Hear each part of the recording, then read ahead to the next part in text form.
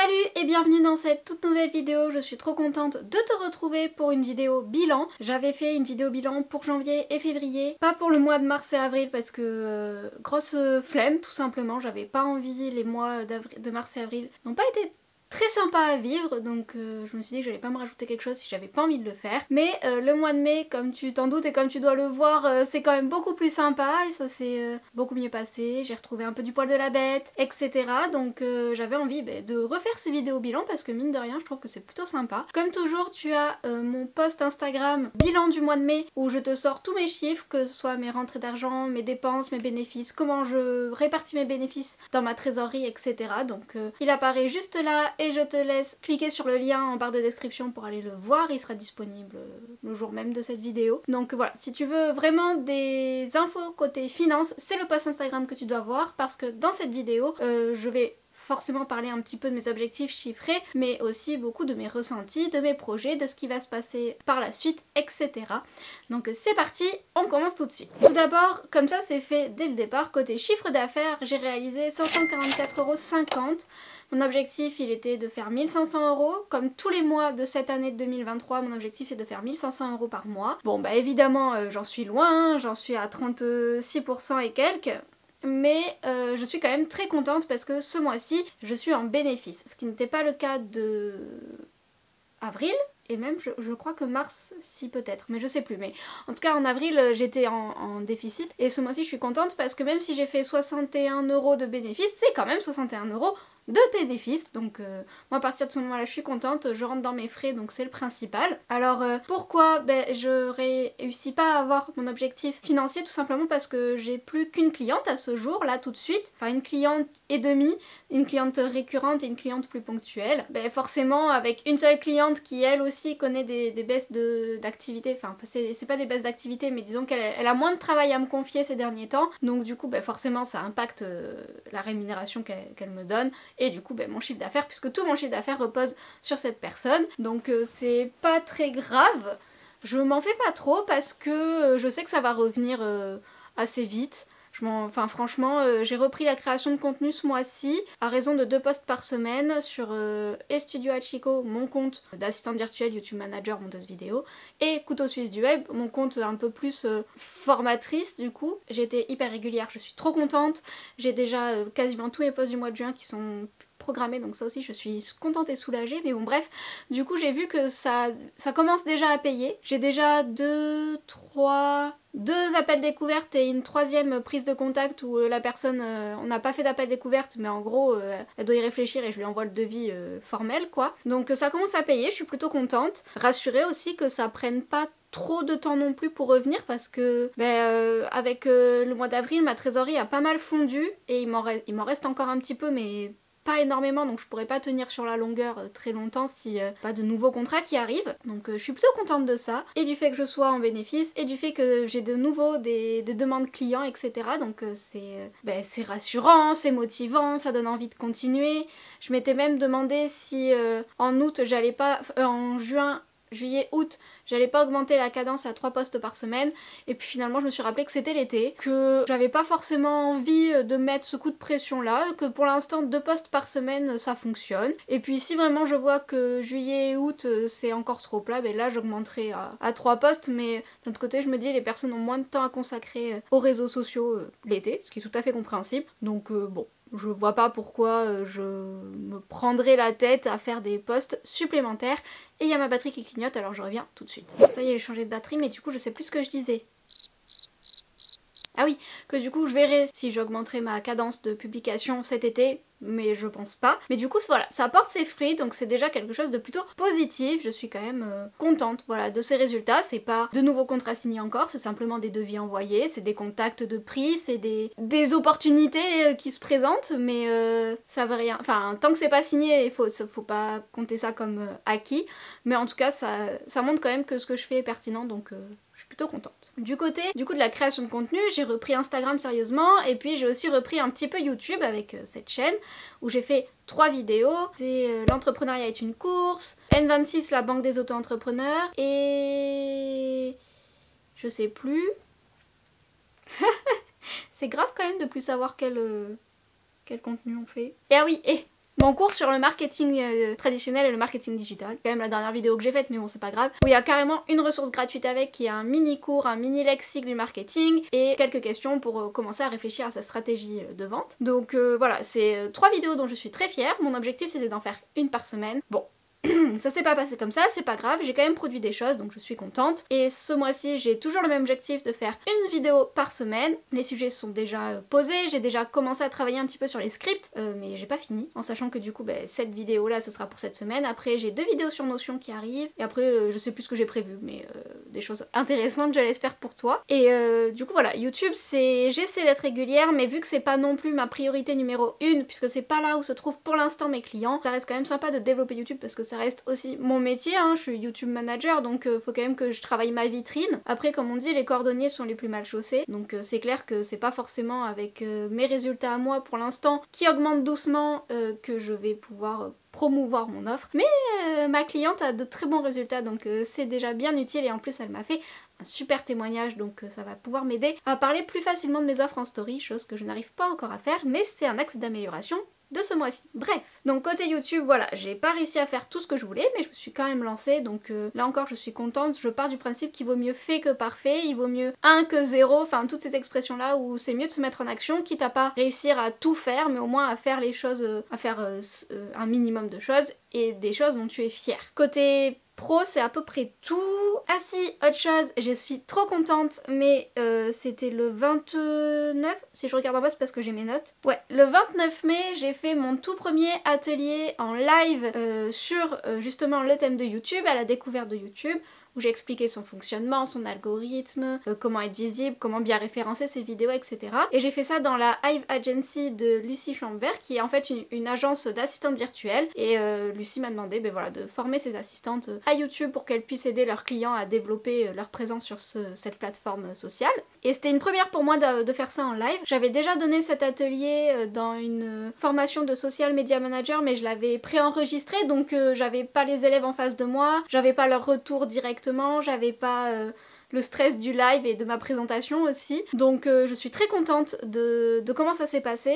J'ai un tout petit peu débordé, ça a duré un petit peu plus d'1 heure, mais c'était vraiment chouette. À la fin, les filles n'avaient pas de questions parce qu'elles m'ont dit que ma présentation était suffisamment complète pour justement parer à leurs éventuelles questions, donc je suis trop contente. Moi qui avais peur de pas fournir assez, finalement je suis contente de voir que c'était suffisant pour elles, de pas les avoir noyées d'informations aussi. Donc ça s'est très bien passé et ça m'a vraiment donné envie de continuer à en faire. Donc que ce soit sur YouTube, sur Instagram, parce que maintenant ça fait 3 ans quasiment que je crée du contenu Instagram toutes les semaines, donc j'ai plusieurs centaines de posts à mon actif, donc j'ai compris un petit peu la logique d'Insta quand même, puis j'ai fait une 20aine de formations sur le sujet, donc bon ça va. Mais voilà, j'ai trop envie de continuer à donner des cours dans des formations, de créer mes propres formations, chose qui n'était pas le cas en février et mars quand j'ai créé ma masterclass, où je disais que finalement ça me plaisait pas trop, que je me sentais pas légitime. Et là d'avoir fait ça sur YouTube, je me sens beaucoup plus légitime, bizarrement, alors que j'ai moins de résultats avec YouTube qu'avec Instagram, mais aussi ça fait moins longtemps que je suis sur YouTube que sur Instagram. Mais bon, du coup c'est vrai que je me sens plus à l'aise de faire ça, je me sens plus confiante, peut-être parce que ça va mieux dans ma vie perso aussi et dans ma vie pro, je ne sais pas, mais en tout cas j'ai vraiment envie de refaire ça plus souvent dans d'autres formations. Donc si jamais c'est un sujet qui te tente, de me faire intervenir dans tes formations en ligne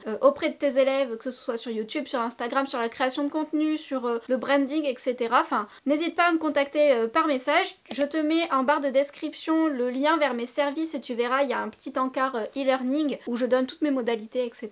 Donc vraiment c'est quelque chose que j'aimerais développer aussi au cours de l'année. Et puis à mes yeux c'est le premier revenu de Couteau Suisse du Web, puisque je l'ai fait sous l'entité Studio Hachiko et Couteau Suisse du Web accolés quoi, enfin en featuring entre guillemets, même si ce sont mes 2 entreprises à moi, mais je voulais vraiment garder l'expérience du Studio Hachiko, puisque là c'est YouTube, donc c'est vraiment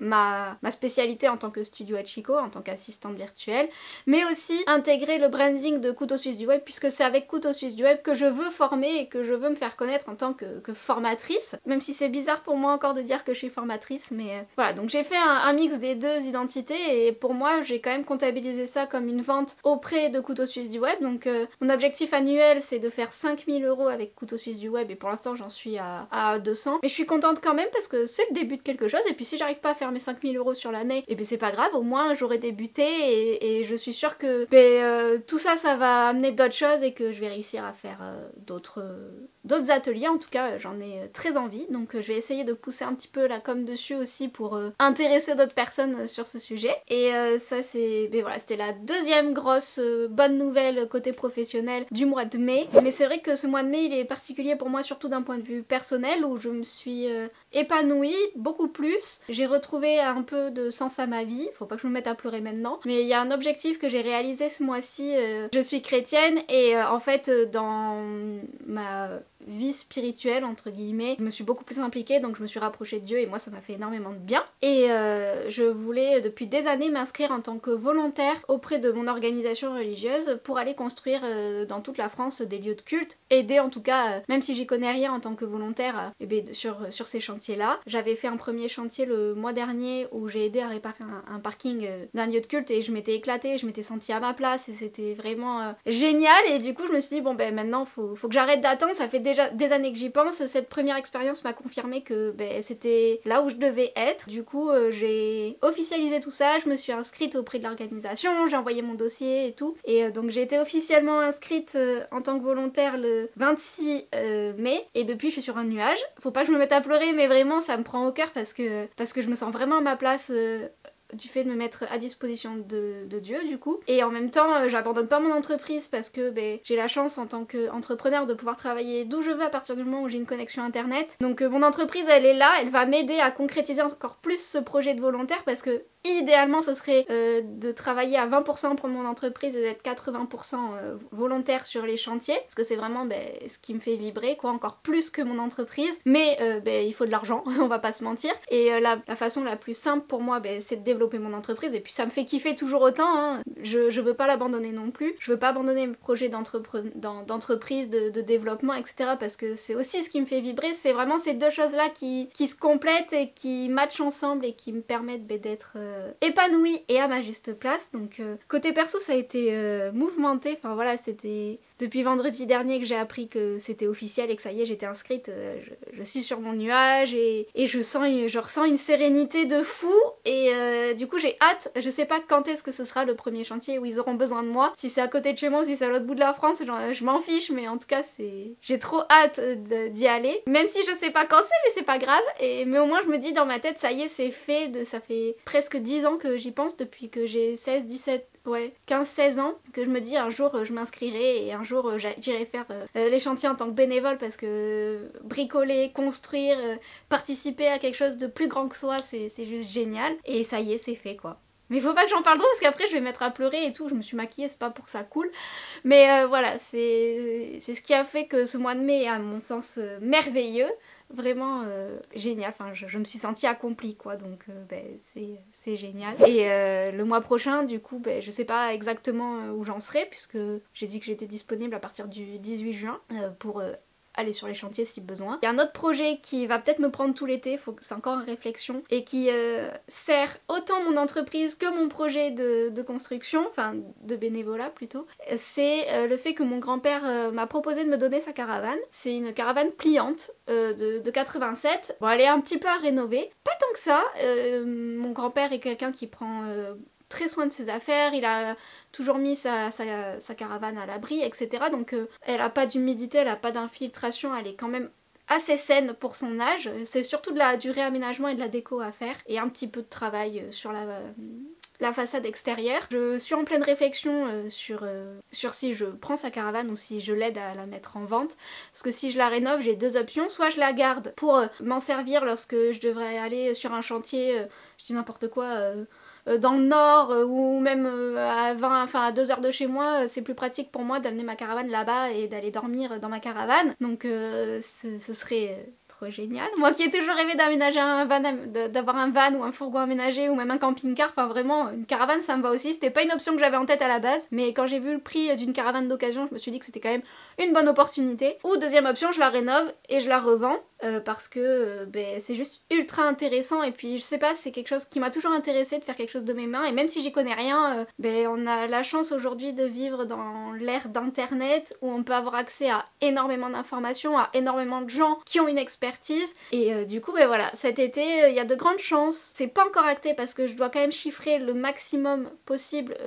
les travaux qu'il y a à faire, donc c'est à voir. Après côté isolation aussi, est-ce que j'arriverai à dormir dans une caravane? Moi qui suis très sensible au bruit, je ne sais pas. Mais en tout cas c'est un beau projet et j'ai trop hâte. Ça fait aussi à peu près 2 semaines que mon grand-père m'a proposé ça et ben, j'ai la tête comme ça, littéralement en surchauffe. Je rêve caravane, je mange caravane, je regarde vidéo caravane, tout caravane en ce moment, c'est horrible parce que ben, la déco c'est une de mes premières passions et à la base j'aurais dû faire des études de déco. Voilà, enfin vraiment je me dis là j'ai une opportunité de me créer un petit cocon et j'ai même une troisième option qui se dessine, c'est de la rénover, de la garder et de m'en servir comme bureau, lieu de tournage, etc. Mais pour ça il faut que j'ai l'accord de ma tante puisque moi je n'ai pas la place de stocker la caravane chez moi, hein. Je suis en HLM dans un immeuble donc il n'y a pas de garage, il n'y a pas de place de parking adaptée ni rien, donc elle serait stockée sur le terrain de ma tante, donc il faudrait que j'ai son accord, quitte à lui donner un petit quelque chose tous les mois en contrepartie pour brancher l'électricité de la caravane, enfin d'elle et tout.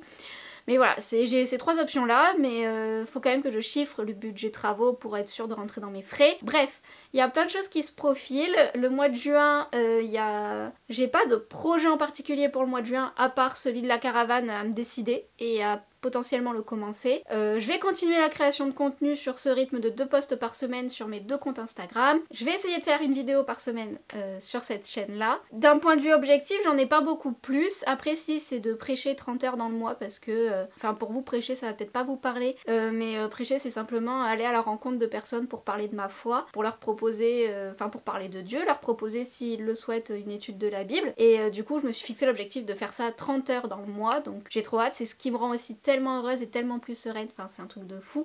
Après je suis pas là pour faire la propagande de ma religion, loin de là, mais c'est vrai que c'est quelque chose qui est tellement présent dans ma vie que je ne peux pas non plus ne pas en parler. Je vais pas en parler tout le temps, je crois d'ailleurs que c'est la première fois que j'en parle en vidéo, mais c'est vrai que ça prend tellement de place dans ma vie et ça prend de plus en plus de place dans ma vie et ça me rend de plus en plus heureuse que je me vois pas ne pas en parler parce que je me dis à tout moment ça peut intéresser quelqu'un et je suis open à la discussion. Autant ça me prend aussi du temps, donc si c'est du temps que j'investis auprès de Dieu, c'est pas du temps que j'investis dans mon entreprise, mais pour moi je m'y retrouve quand même, donc c'est le principal. C'est juste génial, enfin vraiment pour le mois de juin c'est ça, donc prêcher 30 heures, faire 1500 € en sachant très bien qu'il y a très peu de chances que je les obtienne, mais en tout cas c'est de faire mon maximum pour les atteindre ou m'y rapprocher, et de prendre ma décision pour la caravane, et de suivre 2 formations sur YouTube, parce qu'on ne cesse jamais d'apprendre avec les réseaux sociaux puisque ça évolue constamment. Donc voilà, c'est mes objectifs pour le mois de juin. De toute façon je vous tiens au courant sur Instagram de mes décisions. Après en story je suis beaucoup plus active sur mon compte principal qui est @studio-hachiko que sur Couteau Suisse du Web, parce que c'est compliqué de faire des stories sur 2 comptes en même temps, surtout qu'il y a des personnes qui me suivent sur les 2 comptes et ça fait un peu doublon, etc. Donc voilà. Mais je suis quand même active aussi sur Couteau Suisse du Web, notamment en post. Ceci étant dit, rapidement, du coup, j'ai donné mes objectifs pour le mois de juin, mais je n'ai pas donné mes axes d'amélioration. Je me suis fixé 2 axes d'amélioration, celui d'essayer d'être plus régulière sur YouTube, donc c'est-à-dire de faire une vidéo par semaine, et idéalement un short par semaine aussi, et de parler un petit peu plus de mes offres en story. C'est quelque chose qu'il faut que je fasse, parce que je me suis rendu compte que c'est beaucoup plus naturel pour moi de parler en story ces derniers temps, et face à la caméra je pense que ça se voit aussi, et du coup je me dis que ça serait peut-être un axe à développer, parce que les posts Instagram c'est bien, ça aide bien, mais c'est bien aussi d'en parler en story. Donc c'est mes 2 axes d'amélioration pour le mois de juin, et voilà, c'est tout. À voir après dans la prochaine vidéo bilan pour le mois de juin, où j'en suis, mais en tout cas j'espère que ce sera dans la même lignée que le mois de mai, parce que c'était un mois formidable où je me suis vraiment sentie à ma place. Je me répète, mais vraiment ça fait un bien fou quand ça fait des mois qu'on est dans le flou et qu'on a l'impression qu'on va pas s'en sortir et qu'on s'enfonce, et là d'un coup c'est un peu c'est un peu exagéré le terme que je vais utiliser, mais c'est un peu la renaissance dans le sens où ça va mieux, du coup je m'autorise plus de choses, je m'autorise à vivre plus pleinement, plus intensément. Je m'autorise à faire des choses que j'aurais pas imaginées avant, je prends confiance en moi dans mon travail, je prends confiance en moi dans ma vie perso, et du coup forcément c'est un cercle vertueux qui s'enclenche, et j'espère que ça va durer le plus longtemps possible. En tout cas je fais mon maximum pour, donc on verra bien en juin si ça se passe tout aussi bien qu'au mois de mai, et je m'arrête de blablater là parce que la vidéo fait déjà 25 minutes. J'en suis désolée, mais j'avais beaucoup de choses à dire pour ce mois-ci. En tout cas, je te remercie de m'avoir écouté jusque là, de m'avoir suivi, de me soutenir à travers nos échanges, nos possibles échanges sur Instagram.